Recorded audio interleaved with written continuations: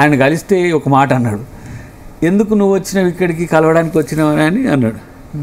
అట్లా కట్టసీకి కలవాలి కదా అంటే నువ్వు దళిత యాక్టివిస్ట్ ఇట్లా కదా, నువ్వు దేవుణ్ణి ఏం నమ్మవు కదా అంటే దేవుని నమ్ముతా చెప్తే ఏమన్నాడంటే మరి నువ్వెందుకు వచ్చినావు, నువ్వే ఫస్ట్లో ఉన్నావు కదా అని ఒక మాట అన్నాడు. అంటే ఇంకా చాలామంది అపోనెంట్స్ ఉంటారు కదా, ఎట్లా ఉంది సిచ్యువేషన్ మీకు కూడా నా గురించి చెప్పిపోదామని వచ్చినా అనేసరికి ఓకే అని. అంటే ఇట్లా అసలు నేను ఎవరిని కలవలే ఫస్ట్. నేను ఎప్పుడు కూడా టికెట్ కొరకు పైరవీనో, టికెట్ కొరకు రికమెండేషనో, టికెట్ కొరకు అర్జో ఇట్లా ఉండదు నాకు. ఓకే, దయాకర్ అవసరం అనుకుంటే పార్టీ టికెట్ ఇచ్చింది, 2 సార్లు ఇచ్చింది, గెలవలేకపోవడం నీది. ఓకే, కానీ ఇప్పుడు కూడా ఆ సిస్టమ్ చేయంటే నేను పోయి తిరిగిన వాళ్ళు తిరుగుతుంటే నాక ఇట్లా బేలగా చూసి ఎందుకు తిరుగుతుండే ఇక్కడ అని చెప్పి. కాబట్టి దాన్ని గౌరవించడం వల్లనే ఇప్పుడు ఒక కాలంలో సిద్ధంగా ఉన్నారు. అశోక్ నర్సరావుపేట నుంచి, ఆంధ్రప్రదేశ్ నుంచి కూడా మీకు అర్థాలు ఉన్నట్టు ఏం చెప్పిన అంటార్కిటికా ఆర్కిటికా నుంచే రాలేదు, అన్ని ఖండాల నుంచి కాలొచ్చాయి. అశోక్ చెప్పండి. Ashok garu sir, హనుమంతరావుని దయాకరణతో sir. ఇప్పుడు యాక్చువల్ గా నా దయాకరణ నమస్తే అన్న. నమస్తే. మేము నర్సరావుపేట, కానీ మేము ఇక్కడ 20 సంవత్సరాల నుంచి ఇక్కడ జాబ్ చేసుకుంటున్న జాబ్ హైదరాబాద్ లో. ఎంత హుందాగా ఇప్పుడు నిన్న తుది జాబితా వచ్చింది. తుది జాబితాలో మార్పులు చేర్పుల్లో తుంగతుర్తి అన్న చాలా సార్లు పోటీ చేశాడు, కొన్ని కారణాల వల్ల పోయాడు. అప్పుడు కాంగ్రెస్ కొన్నిసార్లు బలంగా ఉంది, కొన్నిసార్లు బలహీనంగా ఉంది. అయినా ఎంత హుందాగా వచ్చి నిన్న ఈవినింగ్, నిన్న నైట్ సోషల్ మీడియాలోనే చూసాము.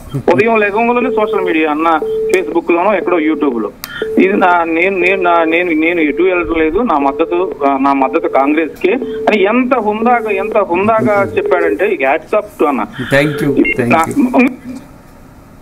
ఓకే, నెక్స్ట్ రాజు మేడ్చల్ నుంచి. రాజు చెప్పండి. నమస్తే దయాకర్ అన్న. నమస్తే బ్రదర్. మేము మేడ్చల్, కాకపోతే భువనగిరి కాన్స్టిట్యున్సీ.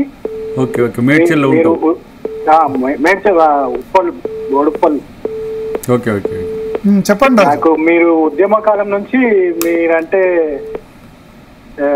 మీ డెబిట్స్ కానీ అన్ని మీ ప్రచారం అవన్నీ మంచిగానే ఉంటాయన్న.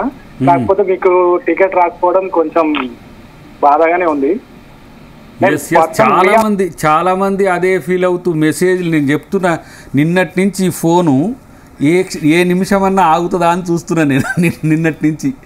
ఎందుకు అది డిక్లేర్ అయిన కాంచి అంత సాలిడారిటీ. సో అది మనం కొట్లాడుతున్న తీరు బట్టి కావచ్చు, వాళ్ళ అభిమానం అనేది మనం పైసలు పెట్టుకొని. తుంగతుర్తి కాకుండా రాష్ట్ర వ్యాప్తంగా ఓటింగ్ పెట్టాల్సింది. మొత్తం రాత్రి యుఎస్ ఫోన్లు రాత్రి 1:30 వరకు మళ్ళీ అడ్రస్ చేయకపోతే దాకరన్నా ఫీల్ అవుతాడేమో అని పోతుంది కదా. ఇప్పుడు మనం స్విచ్ ఆఫ్ చేసి, ఇప్పుడు మీరు పిలిచిండు, జీ న్యూస్కి పిలిచిండు, రాలేదంటే దాకర్ అలిగిండు అనుకుంటావు నువ్వు. సో నేను ఉన్న టైం అంత వరకు ఇంతకుముందు 10 టీవీకి పోయినా, ఎవరో మిత్రులు ఇంకా ఇంటర్వ్యూ తీసుకుంటూ ఇచ్చిన, అంటే టికెట్ రాకపోయేసరికి ఆ మనోడు మొత్తం క్లోజ్ అయిపోయింది అనుకునేది కూడా నెగిటివ్ కదా, అది పార్టీకి కూడా మంచిది కాదు కదా. ఓకే, అట్లా. వెంకటరెడ్డి హైదరాబాద్ నుంచి. వెంకటరెడ్డి గారు. ఎస్ వెంకటరెడ్డి గారు. ఇది డిస్టర్బెన్స్ ఉన్నట్టుంది. సో ఈ కాల్స్ వస్తున్నాయి కదా, కాల్స్ వచ్చిన వాళ్ళు ఏమంటారు మీతో? అరే మీకు ఎందుకు ఇవ్వలేదన్నా, ఇట్లా చేసిండన్నా, అట్లా చేసిండా అంటే చెప్తున్నా. వాళ్ళకి కొన్ని ఉన్నాయి, దాంట్లో మీకు లోపటి అంశాలు తెలియవు అని చెప్తున్నా. వాళ్ళకి కూడా ఇదే. అందుకనే లిస్ట్ డిక్లేర్ కాగానే నేను ఎమ్మటే వీడియో పెట్టిన. ఇప్పుడు అప్పుడు మిమ్మల్ని పిలుచుకోలేను, మీరు పొద్దుగాలు వస్తారు, ఎప్పుడు వస్తారు, రాత్రి 9:30-10 గంటలకు వీడియో పెట్టారు. వీడియో పెట్టి. ఎందుకంటే ఈ ఫోన్స్ నేను లిఫ్ట్ చేయడం అనేది ఎంత హెవీగా ఉందంటే, ఇప్పుడు మీరు చూస్తూనే ఉన్నారు కదా, ఎవ్రీ టైం ఫోన్ వస్తూనే ఉన్నది. ఫస్ట్ టైం ఈ ఫోన్ మీద నాకు వ్యతిరేకత వచ్చింది ఇప్పుడే. ఎన్ని ఫోన్లు అని ఎత్తుతాయి, దాదాపు 1 డేలో 2,000-3,000 ఫోన్స్ వస్తే అసలు ఇది మనిషి అయి ఉంటే ఏడ్చి చచ్చు. ఒకటి మనం వాట్సాప్ కాల్ మాట్లాడుతూ ఇంకోటి వస్తూనే ఉన్నది. సో అందరు మెసేజెస్ పెడుతున్నారు. నేనేమంటున్నా అంటే అది వాళ్ళ ఫీలింగ్ ఒకటి. నేను కొట్లాడిన తీరు, కొట్లాడుతున్న తీరు, I'm in public life brother. I don't have any obligations and any ఏమంటావు ఆప్షన్స్ కూడా ఉండవు. జస్ట్ నాకు తెలిసిన రాజకీయం చేసుకుంటూ ఆర్గానిక్గా లీడర్గా ఎదగడం తప్పితే నేనేదో కమర్షియల్గా కూడా ఎదిగినోని కాదు. సో అది చాలామంది సామాన్యులకు నచ్చుతుంది.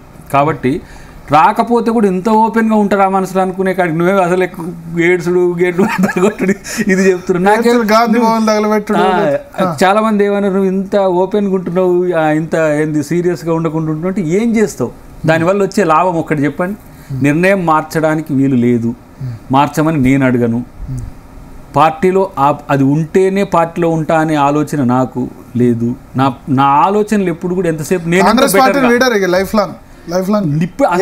నాకు అంతకంటే మంచి అవకాశాలు కూడా ఉంటాయి రేపు. మీరు చూడండి, ఏఐసిసి నుంచో పీసీసీ నుంచో మళ్ళీ రిప్రజెంటేషన్ వస్తారు. ఆ బాండింగ్ కూడా ఉన్నది కదా పార్టీతో నాకు.